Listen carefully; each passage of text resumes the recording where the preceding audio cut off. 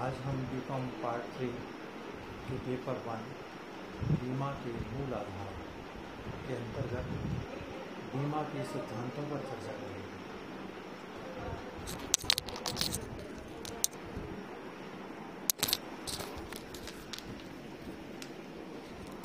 बीमा के सफल सुचारू संचालन व बीमा अनुबंध की वैधता के लिए कुछ सिद्धांतों का पालन आवश्यक है। बीमा के सिद्धांतों को दो भागों में विभक्त कर अध्ययन किया जा सकता है। नंबर 1, सामान्य सिद्धांत, जनरल प्रिंसिपल्स। नंबर 1, सहकारिता का सिद्धांत, प्रिंसिपल ऑफ कोऑपरेशन। बीमा का जन्म ही सहकारिता के सिद्धांत के आधार पर हुआ है। इसमें एक सबके लिए और सब एक के लिए के सिद्धांत का पालन किया जाता है। बीमा में प्रत्येक व्यक्ति एक सामान्य कोष में एक निश्चित राशि एक निश्चित समय अंतराल से जमा करवाता है। कोष के सदस्यों में से किसी को हानि होने की दशा में उस कोष से पूर्ति कर दी जाती है। इस प्रकार एक व्यक्ति का अंशदान सभी के लिए और सबका अंशदान किसी एक दुर्भाग्य के शिकार सदस्य की क्षतिपूर्ति के लिए उपयोग में लाया जाता है। सर विलियम बेवरेज के अनुसार जोखिम को सामूहिक रूप से वहन करना ही बीमा है। जिन सुरक्षा उपायों में एकाकीपन हो व सहकारिता का अभाव हो उन्हें बीमा नहीं कहा जा सकता है। वास्तव में वे सभी लोग जो समान जोखिमों से घिरे हों, वे जोखिम के परिणामों को सीमित करने के लिए आपस में मिल जाते हैं। इस प्रकार बीमा पारस्परिक हित के लिए उच्च कोटि की सहकारिता है। नंबर 2, संभाव्यता का सिद्धांत, प्रिंसिपल ऑफ प्रोबेबिलिटी। यह बीमा का एक व्यवहारिक सिद्धांत है जिसके आधार पर बीमा की अवधारणा को क्रियान्वित किया जाता है। बीमा अनुबंध में प्रीमियम बीमाकर्ता का प्रतिफल है जिसके बदले वह बीमित को जोखिम उठाने का वचन देता है। दूसरे शब्दों में प्रीमियम बीमा का मूल्य है। यह मूल्य उचित व तर्कसंगत होना चाहिए, अन्यथा लोग बीमा में रुचि नहीं लेंगे। बीमा प्रीमियम का निर्धारण जोखिम की मात्रा व संभावना के आधार पर किया जाता है। जहाँ जोखिम की मात्रा व संभावना अधिक होती है वहाँ प्रीमियम ज़्यादा होता है और जोखिम की मात्रा और संभावना कम होने पर प्रीमियम कम होता है, अर्थात प्रीमियम तार्किक होता है। तो प्रीमियम का निर्धारण संभाव्यता के सिद्धांत के आधार पर ही होता है। संभाव्यता का सिद्धांत ये कहता है कि सामान्यतः समान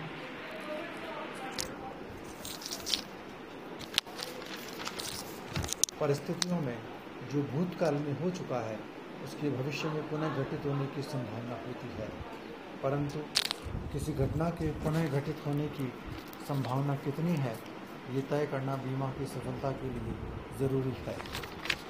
कई लोग अपने अनुभव से या ज्योतिष विद्या के आधार पर किसी घटना के घटित होने की संभावना का पूर्वानुमान लगाते हैं, परंतु इन आधारों पर निकाली गई संभाव्यता की शुद्धता पर विश्वास नहीं किया जा सकता है। अधिक शुद्धता के साथ संभाव्यता की गणना करने के लिए सांख्यिकी विधियों का प्रयोग किया जाता है। संभाव्यता की गणना के लिए महंग जड़ता का नियम, law of inertia of large numbers का प्रयोग किया जाता है, जिसके अनुसार पिछली घटनाओं के आंकड़ों के आधार पर भविष्य में घटित होने वाली घटनाओं की संभाव्यता की गणना की जा सकती है।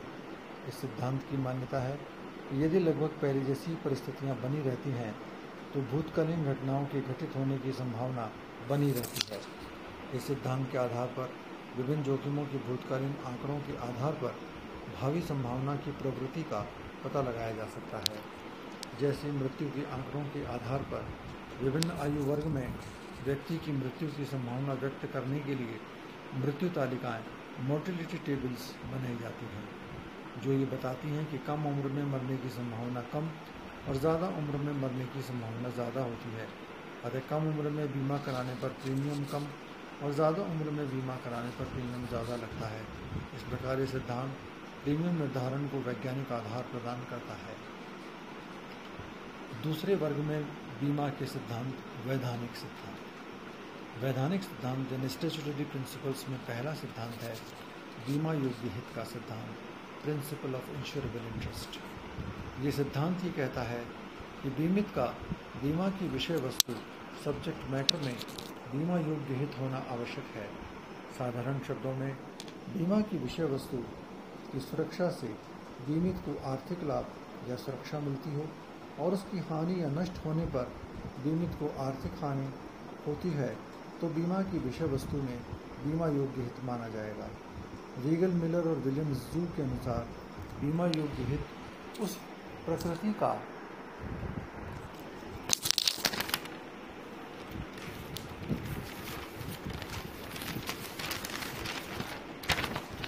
हित है जिसमें बीमाकृत घटना के घटित होने पर संपत्ति के धारक को आर्थिक क्षति होगी। मेहर व कैमेक के अनुसार संपत्ति बीमा में बीमा योग्य हित किसी कानूनी अधिकार के आधार पर किसी संपत्ति की सुरक्षा में कोई वित्तीय हित है। जीवन बीमा में बीमा योग्य हित बीमित व्यक्ति की मृत्यु से होने वाली एक उचित अनुमान वित्तीय हानि है। निष्कर्ष के रूप में हम कह सकते हैं कि बीमा योग्य हित से आशय बीमा की विषय वस्तु में बीमित के उस आर्थिक हित से है जिसमें बीमा की विषय वस्तु की सुरक्षा से आर्थिक लाभ हो अथवा होने की आशा हो और उसके नष्ट और क्षतिग्रस्त होने से उसे आर्थिक हानि हो सकती है या आर्थिक दायित्व उत्पन्न हो सकता है। बीमा योग्य हित की विशेषताएं। नंबर 1, बीमा योग्य हित तभी उत्पन्न होता है जबकि किसी व्यक्ति के पास बीमा करवाने योग्य कोई संपत्ति, अधिकार, हित, दायित्व, जीवन या अन्य कोई बीमा की विषय वस्तु हो और उसका बीमा करवाया जाए। नंबर 2, बीमाकृत घटना के घटित होने पर बीमित को हानि होने या दायित्व उत्पन्न होने की संभावना हो। नंबर 3, बीमा की विषय वस्तु में बीमित का आर्थिक हित हो और केवल पारस्परिक स्नेह, प्रेम या वात्सल्य से बीमा योग्य हित उत्पन्न नहीं होता। नंबर 4, आर्थिक हित मापन योग्य हो। नंबर 5, बीमित का बीमा की विषय वस्तु के साथ वैधानिक संबंध हो। बीमा योग्य हित की आवश्यकता और महत्व। नंबर 1, बीमा की वैधता का आधार। यदि बीमा अनुबंध में बीमा योग्य हित सिद्ध नहीं किया जा सकता है तो बीमा अनुबंध व्यर्थ होगा। ऐसे अनुबंध को लोक नीति के विरुद्ध माना जाएगा जो अवैध भी ठहराया जा सकेगा। इसके अभाव में बीमा और जुए में अंतर ही नहीं रहेगा। नंबर 2, क्षतिपूर्ति का आधार। इस सिद्धांत के आधार पर ही हम ये तय कर पाते हैं कि किसी व्यक्ति की कितनी क्षति हुई है। जितनी क्षति आंकी जाती है उसकी क्षतिपूर्ति कर दी जाती है। जीवन बीमा में ये पहले ही आंक ली जाती है जबकि अन्य बीमों में क्षति बाद में आंकी जाती है। नंबर 3, जुए पर रोक। बीमा योग्य हित के अभाव में कोई भी व्यक्ति किसी भी व्यक्ति की संपत्ति का बीमा करवा लेगा। ऐसे में बीमा व्यवसाय न होकर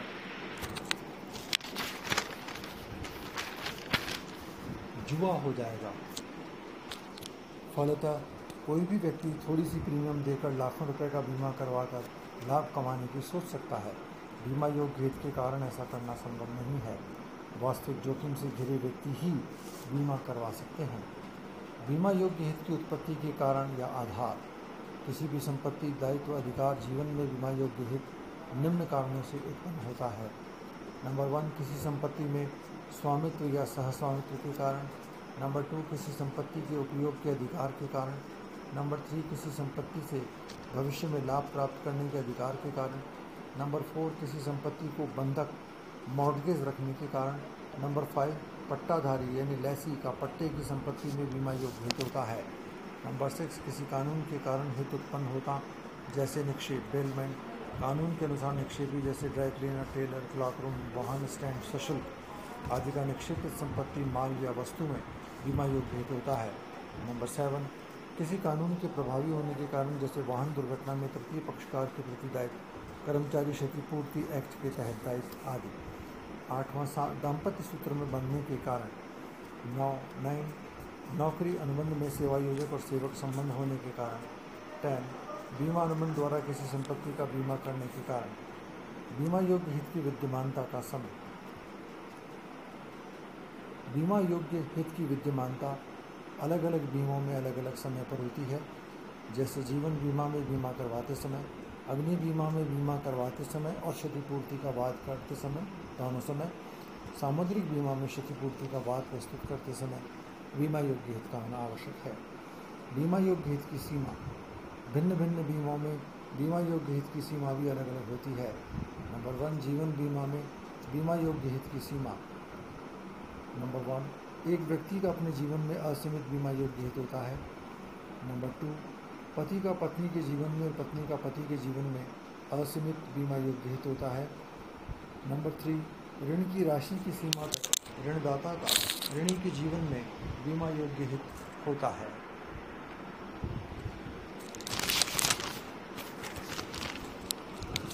नंबर 4, एक साझेदार का अन्य सह साझेदारों के जीवन में उसके द्वारा लगाई गई पूंजी, संचित कोष और ख्याति की राशि के बराबर बीमा योग्य हित होता है। नंबर 5, एक कंपनी का अपने ऐसे अवसर में उस सीमा तक बीमा योग्य हित पाया जाता है जिस सीमा तक उसकी मृत्यु कंपनी के लाभों और स्थिति को प्रभावित कर सकती है। नंबर 6, एक नौकर जो किसी विशिष्ट अवधि के लिए नियुक्त किया गया है उसका अपने नियोक्ता के जीवन में अपने वेतन की सीमा तक बीमा योग्य हित होता है। नंबर 7, प्रतिभू का ऋणी के जीवन में गारंटी दी गई राशि की सीमा तक बीमा योग्य हित होता है। नंबर 7, एक प्रतिभू का सह प्रतिभू के जीवन में उस सीमा तक बीमा योग्य हित होता है जिस राशि की उसने गारंटी दी है।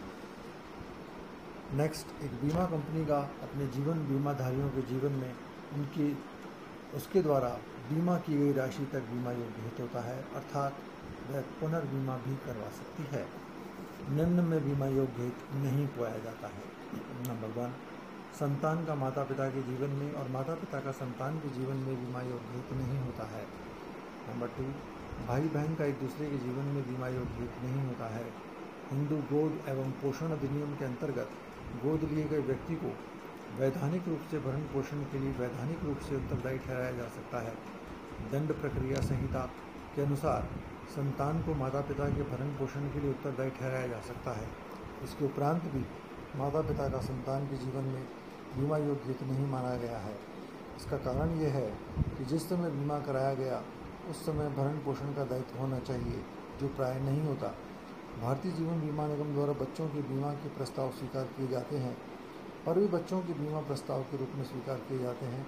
ऐसे प्रस्तावों के अधीन जारी बीमा पत्रों में जोखिम का संवरण तभी प्रारंभ होता है जब वे बच्चे वयस्क हो जाते हैं, इससे पूर्व नहीं। सेकंड है अग्नि बीमा में बीमा योग्य हित की सीमा। नंबर 1, संपत्ति के स्वामी का संपत्ति के मूल्य और उससे प्राप्त होने वाले लाभों तक। नंबर 2, संपत्ति के सहस्वामी का संपत्ति में अपने हिस्से तक। नंबर 3, किसी संपत्ति में बंधकी का की सीमा तक।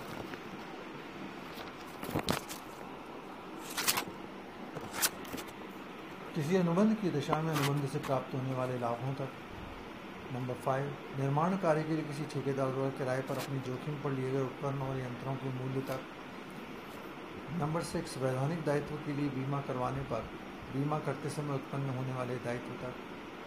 नंबर 7, बीमा अनुबंधों के कारण बीमाकर्ता द्वारा अपने द्वारा किए गए बीमाकृत जोखिमों की सीमा तक। एक निक्षेप ग्रहीता का भंडारण करने वाले, क्लॉक रूम परिवहन करने वाले के अधिकार में पड़े माल में बीमा योग्य हित होता है।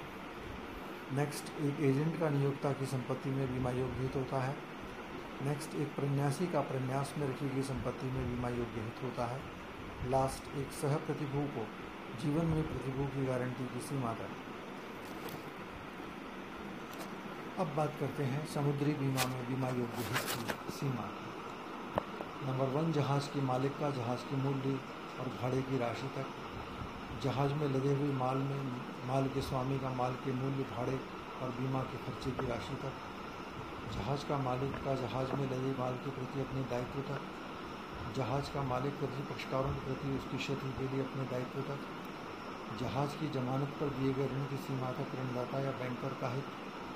जहाज का बीमा करने वाली बीमा कंपनी का अपने द्वारा वहन जोखिम के दायित्व तक। जहाज के कप्तान और कर्मचारियों का अपने वेतन भत्तों की सीमा तक।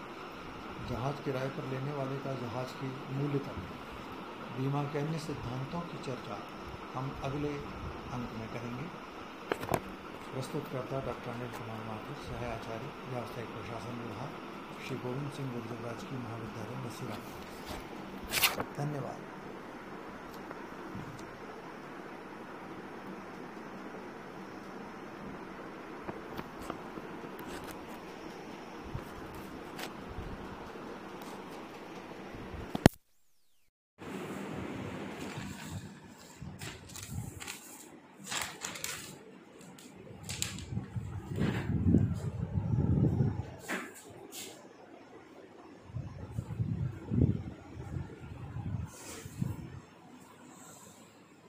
ये देखो कंप्लीट तो हो गया।